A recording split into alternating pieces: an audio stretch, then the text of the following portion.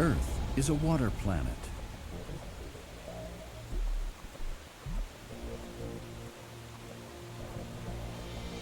Vast interconnected bodies of water, the oceans, cover 71% of its surface.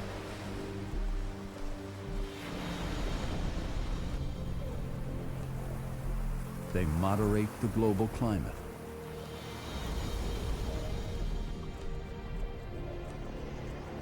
They fuel storms that drench the land and feed the lakes and rivers that sustain us.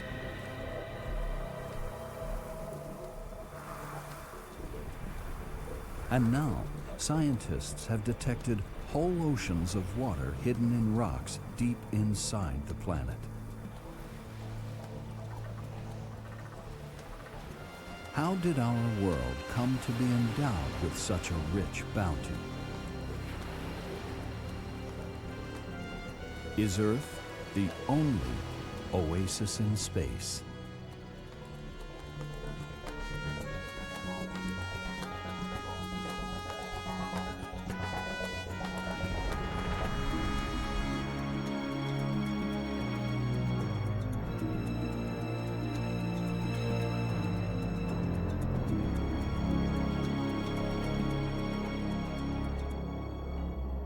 For as long as we have gazed upon the stars, they have offered few signs that somewhere beyond our solar system are worlds as rich and diverse as our own.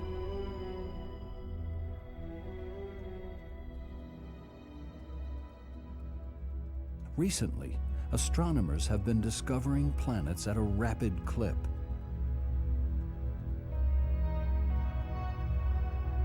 Using orbiting observatories like NASA's Kepler Space Telescope and sophisticated ground-based telescopes.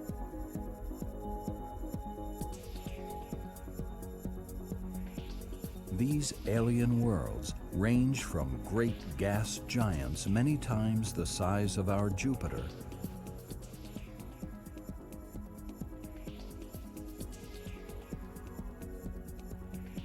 to rocky, charred remnants that burned when their parent star exploded.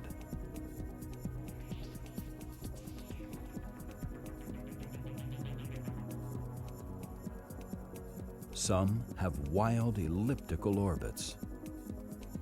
They swing far out into space, then dive in close to the scorching atmospheres of their parent stars.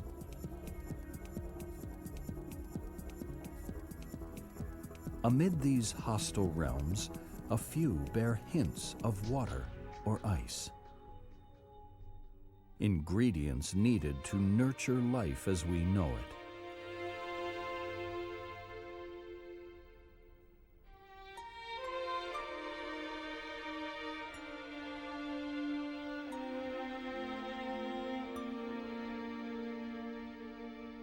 The race to find these Earth-like planets has raised anew the ancient question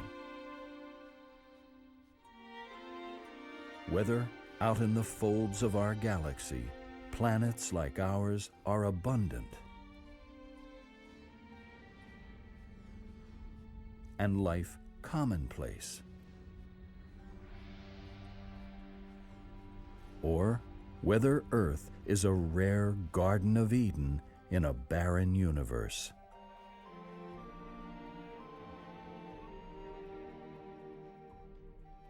We can begin to find out by reaching back into the history of our planet, to the particular circumstances that endowed it with its stores of water.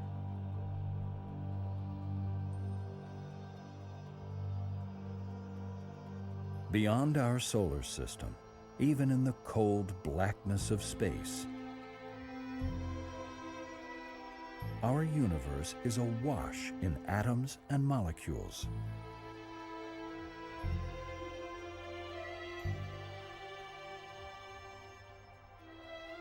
They are the raw material of the evolving cosmos,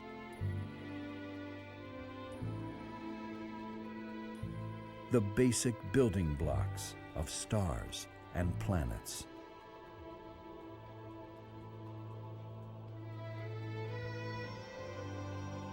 In some regions, a nebula may glow with an eerie light of stars.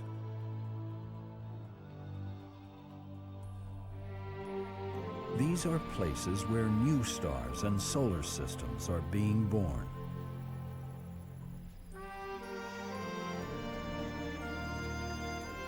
Thousands of these glowing gaseous clouds are scattered throughout the galaxy.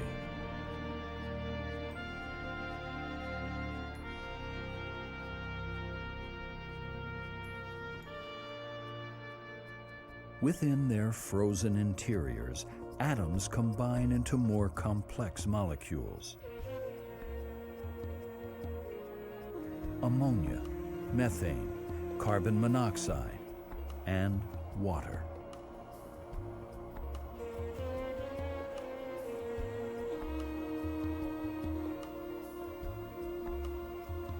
To astronomers, the presence of water, H2O, is no surprise.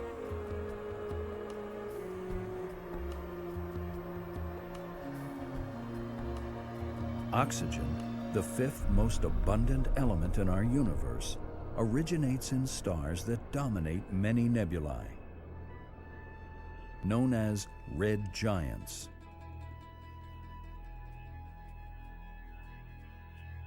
Deep in their cores, high heat and pressure causes hydrogen and helium atoms to crash together to form heavier atoms like oxygen.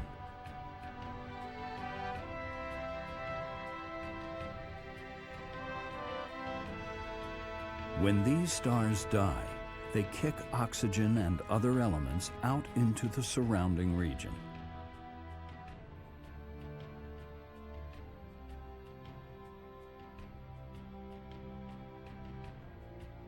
About 5 billion years ago, within such a rich chemical soup, a medium-sized star, our Sun, was born.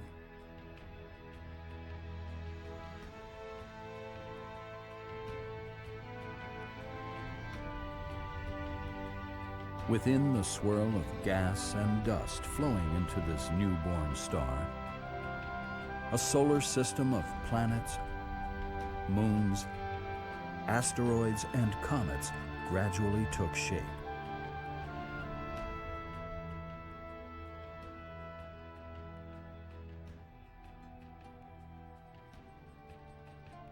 Today, you can find water in nearly every corner of our solar system.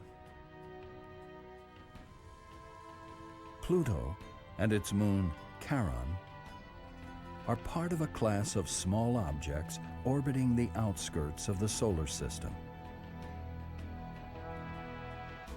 They are leftovers from the creation of the planets. Their surfaces are lined with a thick layer of frozen methane and water ice.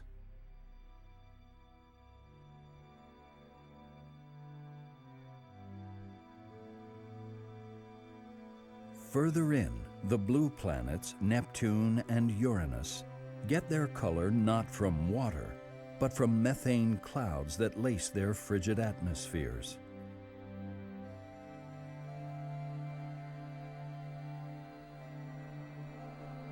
Within them, charged particles circulate in a sea of liquid water, producing electrical currents and magnetic fields.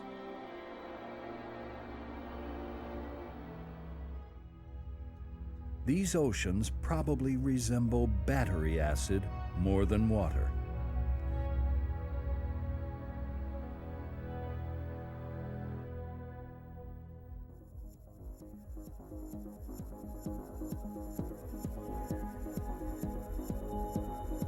Within the folds of Saturn's rings are countless particles of ice.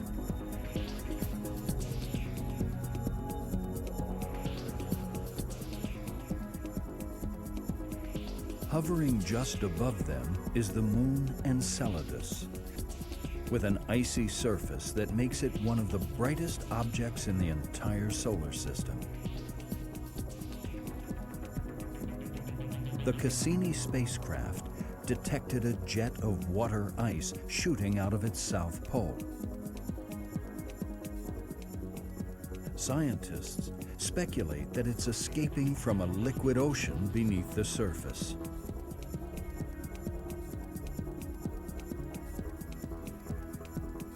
The largest planet, Jupiter, harbors its own storehouse of water.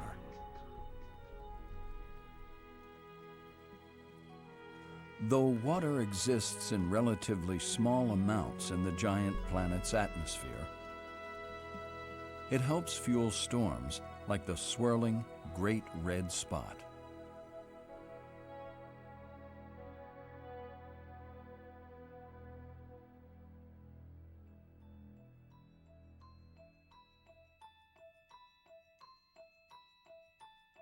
Jupiter's storms are the result of water vapor rising and falling like thunderstorms on Earth.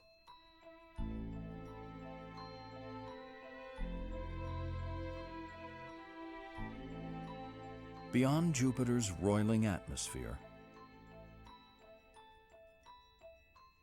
beyond its volcanic first moon, Io,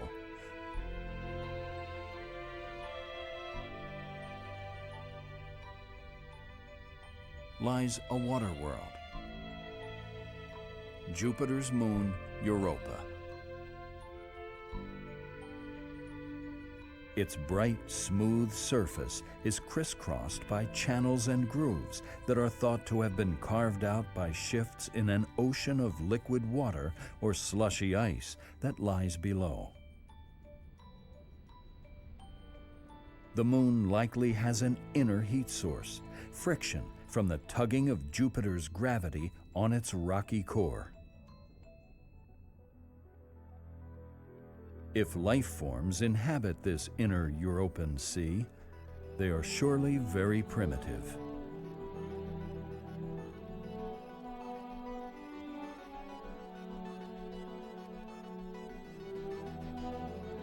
Moving in toward the sun, the asteroids are little more than jagged cinders of rock and iron, yet they are laced with very small amounts of frozen water.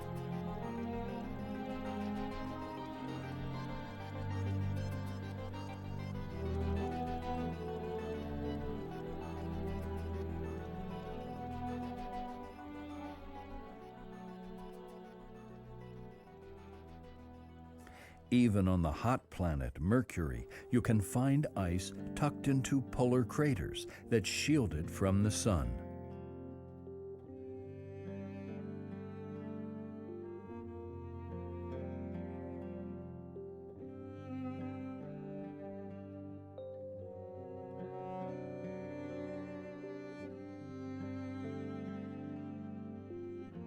Likewise, spacecraft have detected ice in abundance on the lunar poles.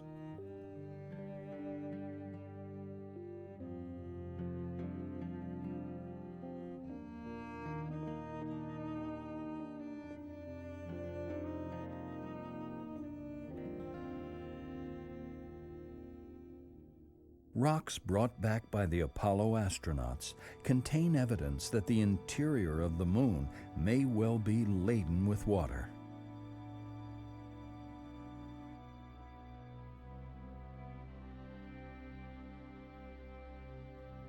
Then there's Mars, at the outer edge of what scientists call the life zone.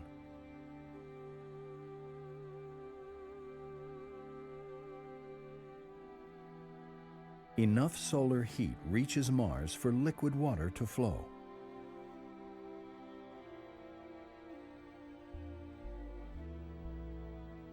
And from networks of ancient dry riverbeds, scientists believe that water once flowed here.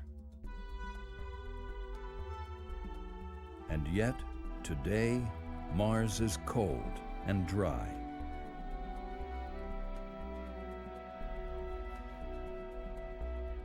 In summer, dust storms scour the surface with hurricane-force winds.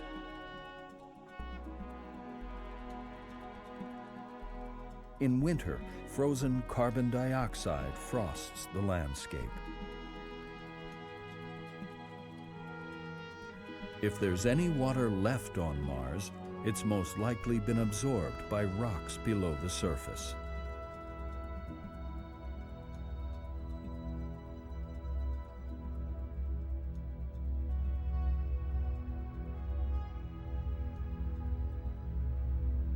Venus, on the inner edge of the life zone, is similar to the Earth in size, mass, and composition.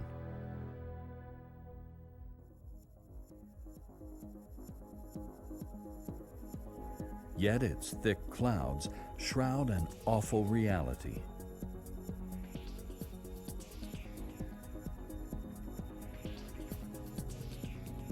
Clouds rain drops of sulfuric acid, not water, onto the landscape.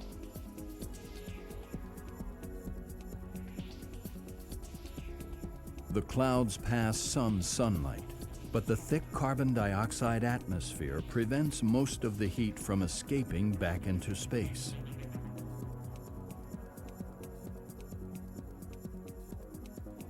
This greenhouse effect traps enough solar energy to turn Venus into the hottest planet in the solar system.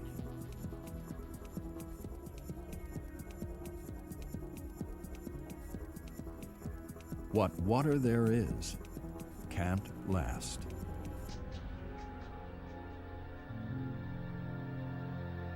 The Venus Express spacecraft found that solar winds steadily strip off lighter molecules of hydrogen and oxygen. They escape the planet on the night side, then ride solar breezes on out into space.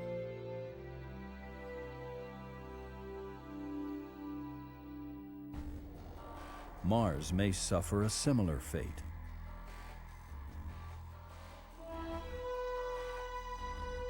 What makes our planet so different?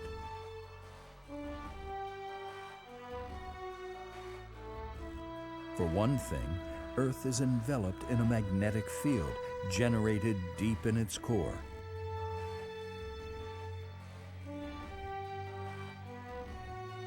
It deflects the solar wind like a protective shield.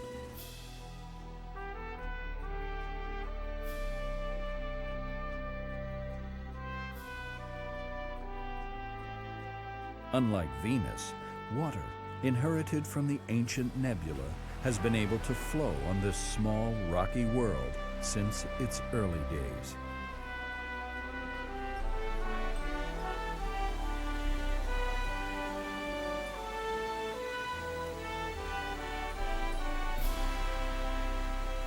Today, water in all its forms dominates the planet.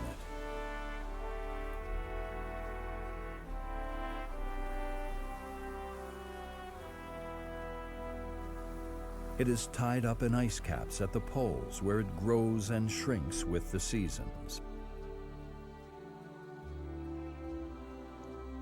It ebbs and flows in the oceans and in lakes and rivers, covering 3/4 of Earth's surface area.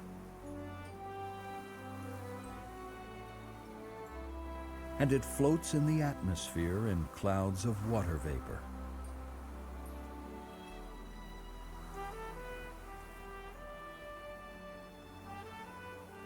When sunlight hits the Earth, water vapor absorbs some of the energy, holding the heat in.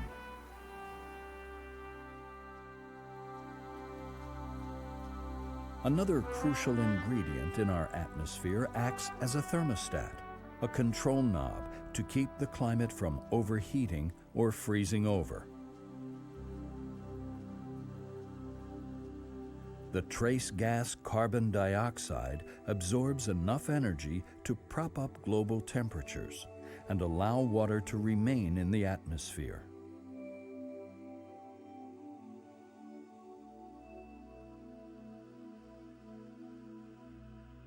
But the Earth did not come gift-wrapped with this balance of CO2.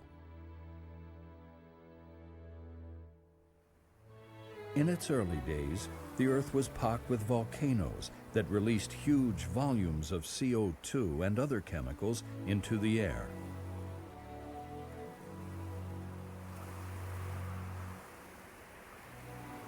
In time, some CO2 was removed by chemical reactions between rocks and water and washed into the sea.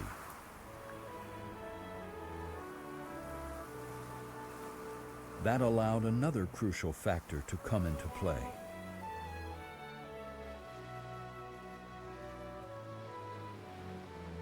Deep in the ocean, primitive life forms evolved, with the ability to take in carbon dioxide and emit oxygen in the process of photosynthesis.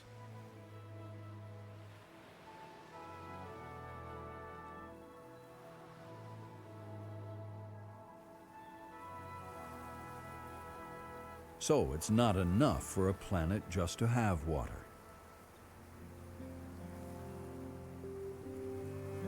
The ability to cycle carbon in and out of the atmosphere and regulate a global climate is perhaps the highest bar that an alien planet must reach to be called Earth-like.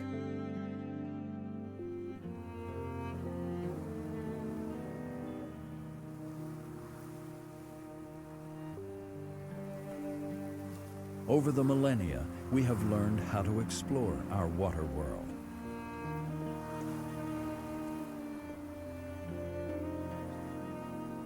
But the tools of exploration have changed, and today we are looking outward to space to search for planets like ours beyond our solar system.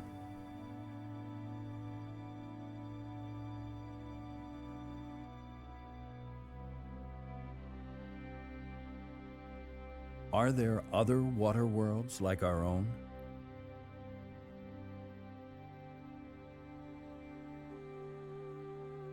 Do they support life, human or otherwise? A number of tantalizing hints have emerged. In studies of stars such as Kepler 6b, 1,200 light-years from Earth.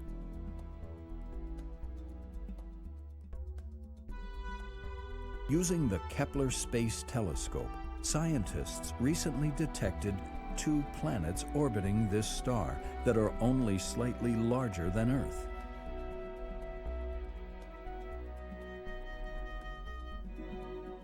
They are both within the life zone.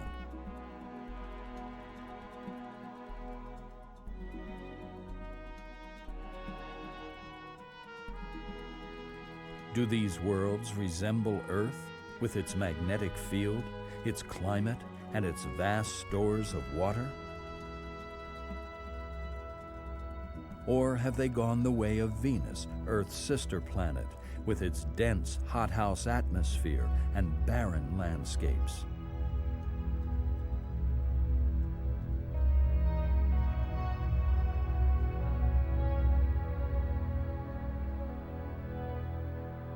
As we cast our gaze across the reaches of space and time, our search for life goes on.